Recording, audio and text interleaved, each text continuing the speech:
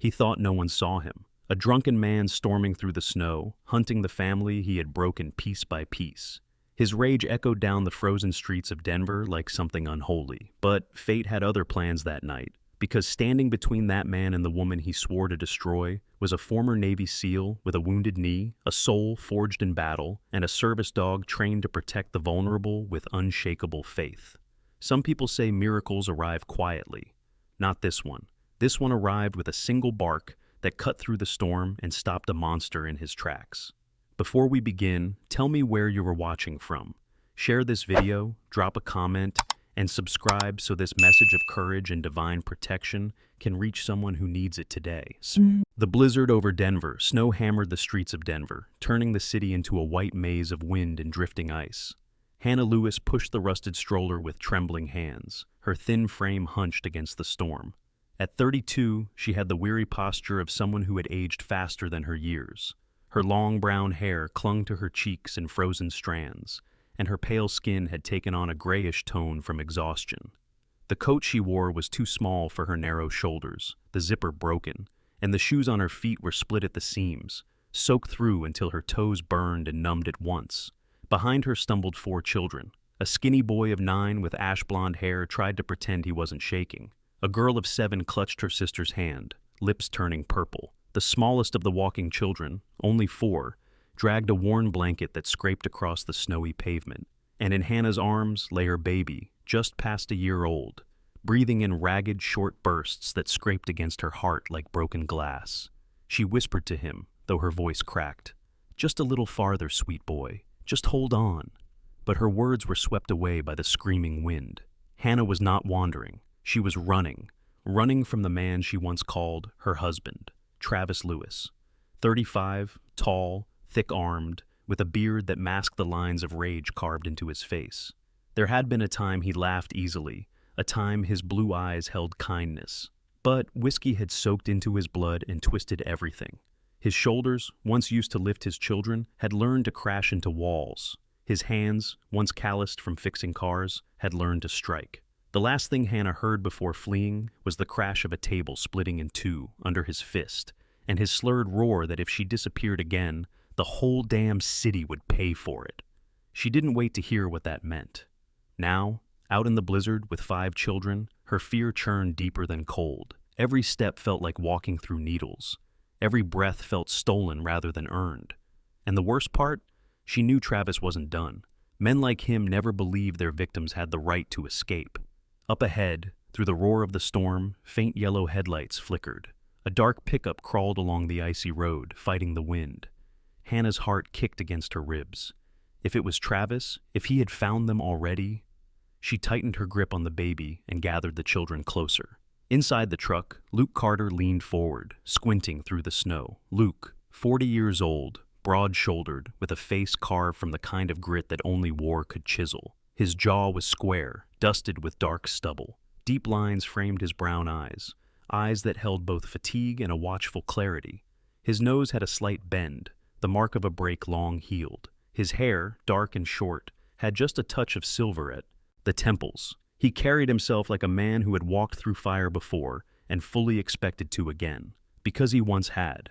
15 years of Navy SEAL missions had taught him to read danger the way others read weather. He was calm with children, polite with strangers, and a silent storm waiting for an excuse when faced with a bully. In the passenger seat sat Atlas, a 5-year-old sable German shepherd with a powerful build and intelligent amber eyes. His coat shone even in the dim interior light. The harness he wore read, "Service dog, do not pet."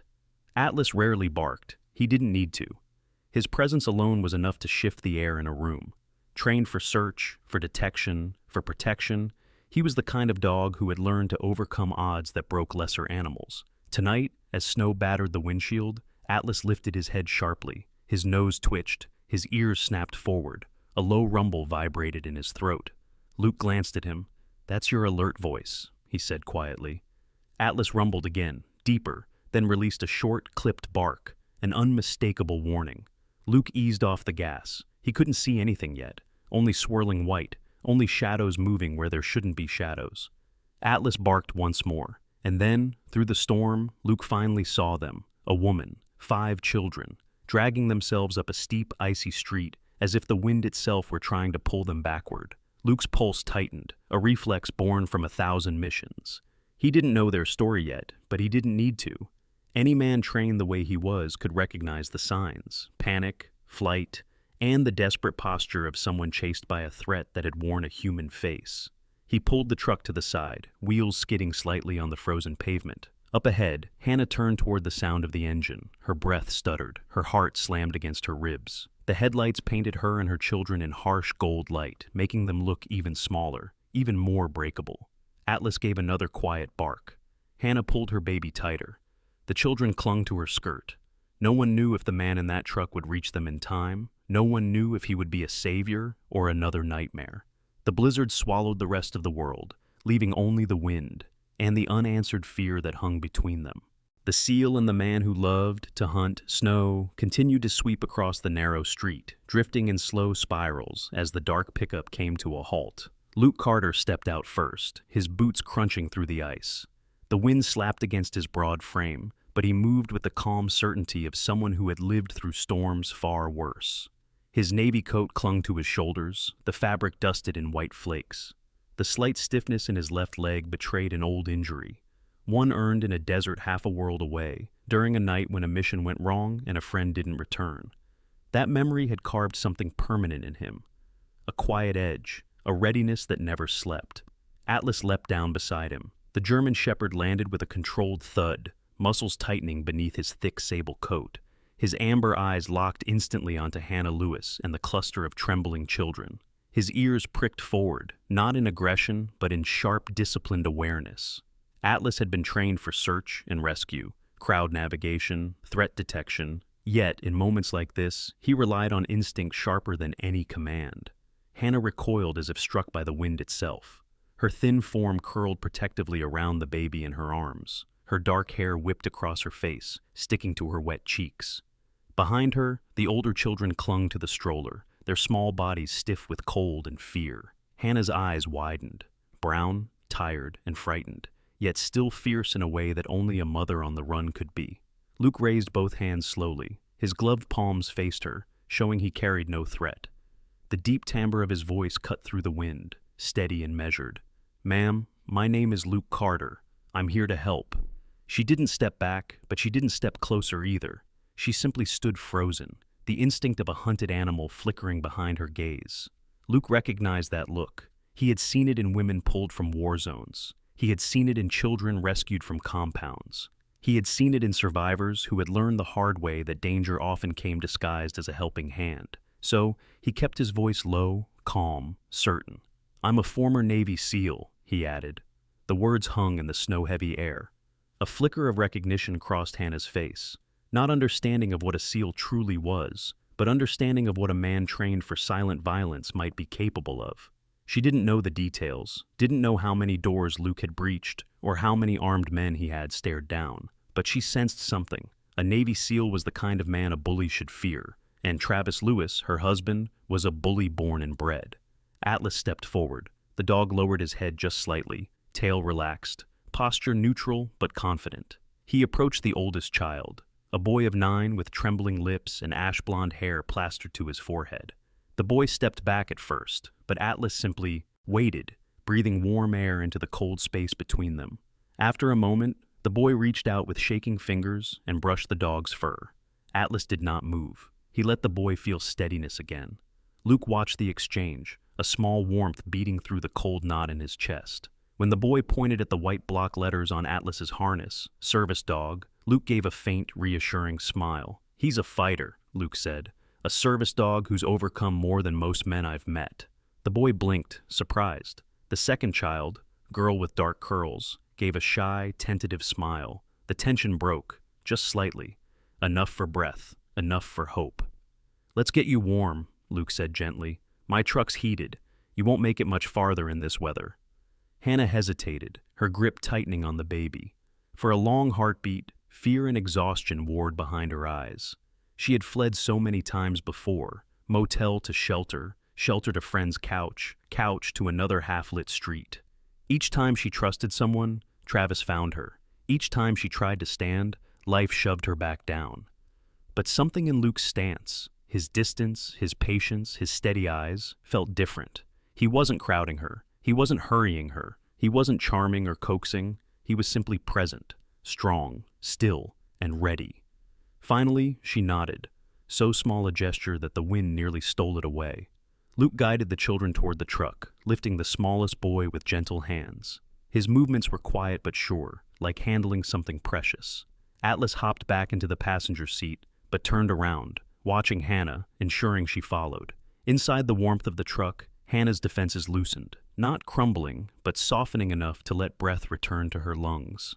Luke drove them to a small neighborhood on Denver's outskirts, toward a brick-walled church framed by old maple trees. The Crossway Shelter, one of the few places he volunteered repairs during winter. As he opened the side door to the soup kitchen, steam rolled out, scented with broth and old radiators. A woman in her early 60s stepped into view, Martha Green, the church caretaker. She was short and round, with silver-streaked hair pulled into a bun, and soft hazel eyes behind large glasses. Her cheeks were flushed from standing over a stove too long. Martha wasn't the type to ask questions first. She was the type to hand someone a bowl of stew before they even knew they needed it. "Oh dear," she breathed when she saw Hannah and the children. Come in, poor things. Let me get blankets." As Martha hurried away, Hannah finally sagged into a metal chair. The light flickered across her face, revealing fresh bruises she hadn't bothered to hide. Her breathing slowed, but not from relief, from memory. Luke sat across from her, leaning his forearms on the table. He didn't ask what happened. He let silence do the asking. And eventually she spoke. She told him about Travis, about the man he used to be, about the man he had become, about the bruises, the shouts, the promises, the fear. Luke listened, jaw tightening, breath deepening, not because he didn't know men like Travis, but because he knew them too well. A man like Travis was not unpredictable. He was predictable in the most dangerous way. A man like that believed he owned what he broke. When she finished, Hannah lowered her gaze. "He'll come for us," she whispered. "He always does." Luke didn't argue. He didn't offer false comfort. He simply said, "Then let him try." Atlas lifted his head, ears twitching, as if agreeing. Outside, the blizzard howled, and somewhere in the dark city, a predator was already following their tracks. When the abuser followed their trail, the storm eased by morning, but the cold bit harder than the night before. The sky over Denver carried a steel-gray sheen, heavy and unmoving, as if the city itself was holding its breath. Inside the church's storage room, Luke Carter stacked crates of canned goods beside an aging metal shelf. His movements were steady, disciplined, almost meditative. Work had always grounded him. It steadied the restless part of him that refused to sleep, the part shaped by years of raids, broken doors, and men who believed fear made them powerful. Atlas paced beside him, paused silent on the concrete floor. The 5-year-old German shepherd seemed more alert than usual, tail low, ears tilting at every faint sound drifting in from the hallway. He stopped twice, sniffing the air, then circling back to Luke's side. His coat bristled along the spine, not drastically, but enough for Luke to notice. "Easy, boy," Luke murmured, though his hand paused mid-stack. Atlas only stared at him, eyes sharp, pupils tight with instinct. Down the hall, Hannah was helping Martha Green fold blankets for the children. Hannah's thin shoulders were hunched with fatigue, but her hands moved with purpose. She was a slender woman, long-boned and fragile in appearance, yet something in the set of her jaw hinted at a strength carved from surviving too many nights like the one before. A bruise along her cheekbone had begun to fade to yellow. Her brown eyes remained clouded, haunted by years living with a man who treated rage like a language. The children stayed close to the kitchen doorway. No one had asked why. No one needed to. Then Atlas froze. Every muscle in his frame locked. His ears shot forward, his head lifted, and his body angled toward the window like an arrow drawn taut. Luke did not need a bark to understand. He stepped to the window beside the dog and looked out. A man stood in the parking lot, shoulders heaving, breath visible in harsh bursts of steam. His coat hung open despite the cold. His face, reddened by alcohol and fury, twitched beneath a patchy beard. His hair, dark blonde and overgrown, stuck out in uneven clumps as if torn by restless hands.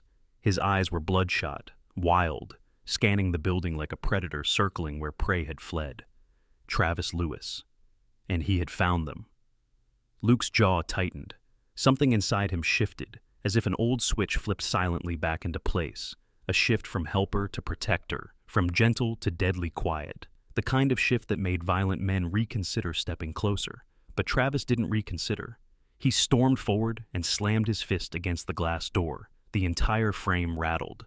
"Open this damn door!" he roared. The children flinched at the sound, huddling closer together. Hannah turned. Her breath punched out of her chest. All the color drained from her already pale face. "No," she whispered. Travis shouted again, voice cracking like broken ice.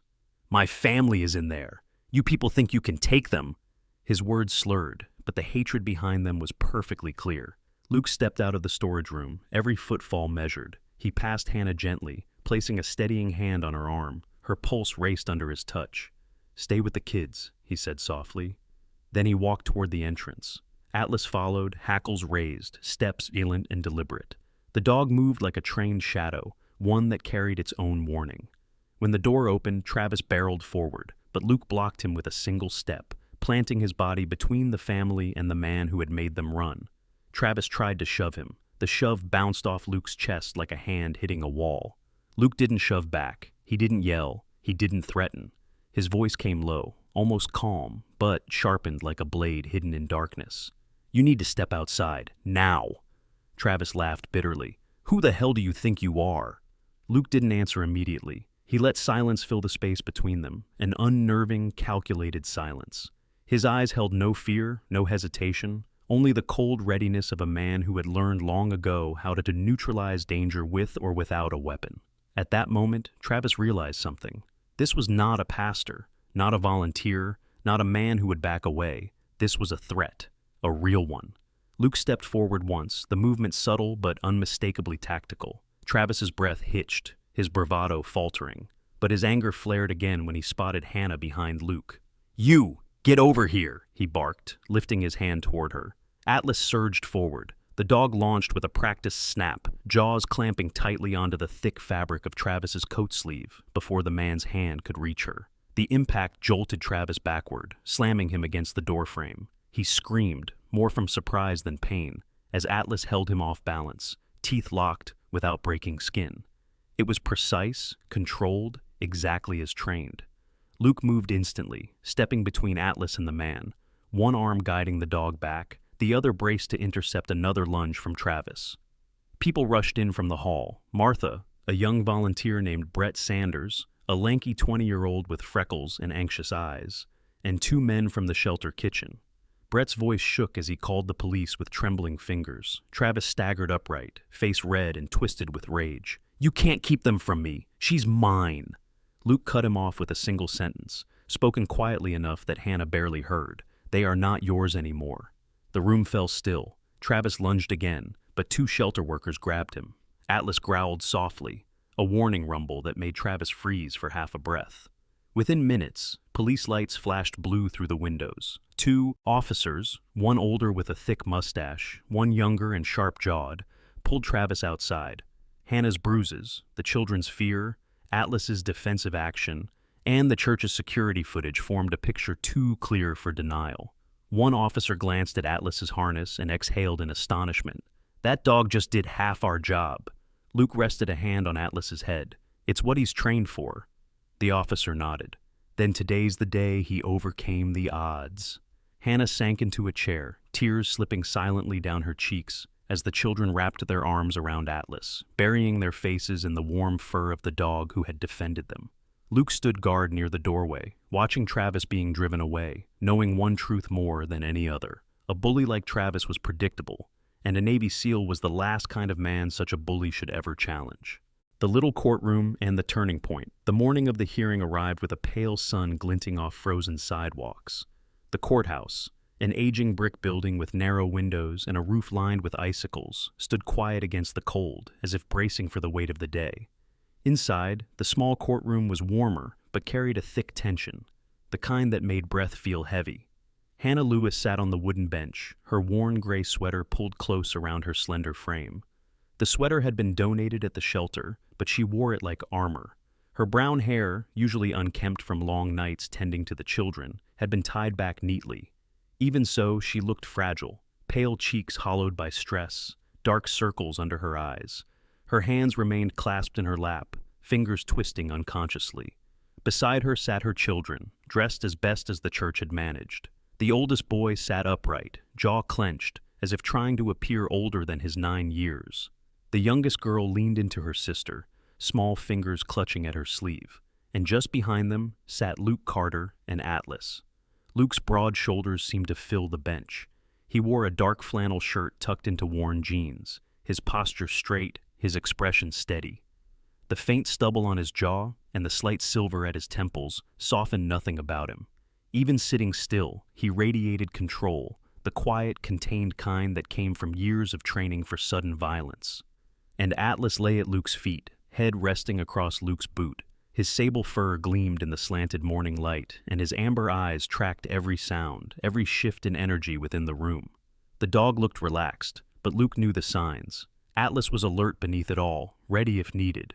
On the opposite side of the courtroom sat Travis Lewis. He wore a buttoned shirt and slacks that looked borrowed, or at least chosen by someone trying to make him seem respectable. Shaved, hair combed, face cleaned. But even cleaned up, he couldn't hide the blotchy red under his skin, or the thin white scars across his knuckles, marks of a man who hit more often than he fixed. His pale blue eyes flicked to Hannah with a possessive edge, narrowed with both irritation and entitlement. Beside him sat his lawyer, Martin Hale, a thin man in his early 50s, with a balding head and a habit of adjusting his tie every few minutes. Hale wore a forced smile, the polite mask of someone who valued arguments more than truth. Judge Evelyn Mercer entered promptly at 9. She was a woman in her late 60s, tall and dignified, with silver hair neatly pinned and eyes of sharp steel blue. Her expression was neither harsh nor gentle, simply measured. She was known for 2 things: fairness and an intolerance for excuses. Everyone rose, everyone sat. The hearing began. Travis's lawyer spoke first, his tone oiled with practiced sympathy. "Your Honor, my client acknowledges that he has made mistakes, small ones, and that he may have consumed alcohol at unfortunate moments." Hale offered Travis a gentle nod. "But he is a father who loves his family. He seeks a chance to correct those missteps and reunite his household." Travis nodded vigorously, though the tight clench of his jaw betrayed irritation rather than remorse. He drummed his fingers on the table, a restless habit he'd never bothered to break. Hale continued, painting Travis as a misunderstood man who had overreacted but meant well. As he spoke, Luke watched Hannah grow smaller in her seat, her hands tightening until her knuckles whitened. Then came Hannah's turn. Her voice trembled at first, but steadied as she spoke. She described years of fear, blown-up paychecks, apologies slurred through liquor, crashing fists and broken furniture, nights spent keeping her children awake because it was safer than letting them sleep. When she paused for breath, Luke saw the judge watching, not with pity, but with focus. Then Luke was called. He stood with the same quiet authority he had used in briefing rooms and conflict zones. "I am a former Navy SEAL," he began, voice level. "I have met men who are dangerous, men who believe control makes them powerful. Mr. Lewis fits the pattern." Travis stiffened, glaring at Luke as if daring him to continue. Luke did. He arrived at the church intoxicated, aggressive, and physically threatening. The children reacted in fear immediately. Atlas, he glanced down at the dog, intervened only when Mr. Lewis attempted to reach for Mrs. Lewis. His actions prevented escalation. The judge leaned forward slightly. "And your assessment, Mr. Carter? Should Mrs. Lewis be required to return to her husband?" Luke held Travis's gaze as he answered, "No, Your Honor. In my experience, returning her would be dangerous. And I don't make that statement lightly." There was no raised voice, no dramatics, just truth spoken by a man who had survived too much to mistake danger for something else. The courtroom felt colder after his words. Additional evidence followed. Hospital reports detailing old injuries, police documents, witness accounts from church volunteers. Even Martha Green took the stand briefly, her soft voice shaking as she described the fear in Hannah's children. Atlas was mentioned in the official report as a service dog who had acted correctly and prevented harm. He lifted his head each time Hannah faltered on the stand, as if reminding her she wasn't alone. At last, Judge Mercer spoke. "After considering all evidence, I rule as follows." Her voice carried across the small room like a seal breaking open. "Custody of the 5 children is granted to the mother, Hannah Lewis. Travis exhaled sharply, face flushing. A protective order will be issued immediately. Mr. Lewis, you are prohibited from approaching or contacting your wife or children. Travis shot to his feet, but two bailiffs approached quickly, urging him back into his seat. Hannah bowed her head, not smiling, not celebrating. She simply gathered her baby into her arms, breathing out a trembling sigh that sounded like the first breath she had taken in years. The older children moved first, turning, running straight into Atlas's fur. They wrapped their arms around the dog, burying their faces, finally letting themselves feel safe. Luke rested a hand on the back of Hannah's chair and exhaled. For the first time, the future felt possible. Winter remained cold, but they were no longer alone. The snow still clung stubbornly to the edges of Denver's sidewalks, piling in soft ridges where the winter sun couldn't quite reach. The air carried that familiar metallic bite of February, sharp enough to sting the lungs, yet softer than the storm that had nearly swallowed Hannah Lewis and her children a month earlier. Life hadn't suddenly become easy, but it had become survivable, and survivable felt like a miracle. Hannah stepped carefully along the narrow walkway of the old apartment complex the church had helped her secure. The building was small, a little lopsided, with paint peeling from the wooden rails and the faint smell of old heating pipes lingering in the hallways. But compared to sleeping in shelters or cramped motel rooms haunted by the threat of Travis's footsteps, it was a sanctuary. Inside the apartment, warmth greeted her in uneven puffs from the radiators. A second-hand sofa sat against the wall, and mismatched blankets covered the beds. The children had taped drawings to the fridge, mostly stick figures of Atlas, sometimes with a ball in his mouth, sometimes standing proudly like a lion. Today Hannah had returned from her shift at Denver Paw Haven, a small veterinary clinic tucked between a laundromat and a bakery. The clinic owner, Dr. Stephanie Moore, had hired her part-time. Stephanie was a woman in her late 30s, short and sturdy, with chin-length auburn hair, always tied back by a pencil she forgot she'd stuck there. She had a blunt, practical voice, but warm green eyes that softened whenever she spoke to animals. She didn't ask Hannah too many questions, only gave her gloves, a smile, and a list of things to learn. Hannah had taken to the work as though it filled a piece of her she didn't know was missing, listening to heartbeats, tending wounds, recognizing fear and easing it without words, perhaps because she had lived too long without her own fear being eased. Now she stood in her small kitchen, unwinding the scarf from her neck. Her reflection in the dark window startled her for a moment. Her face looked fuller, less sunken. Her brown hair, though still messy, had regained some shine.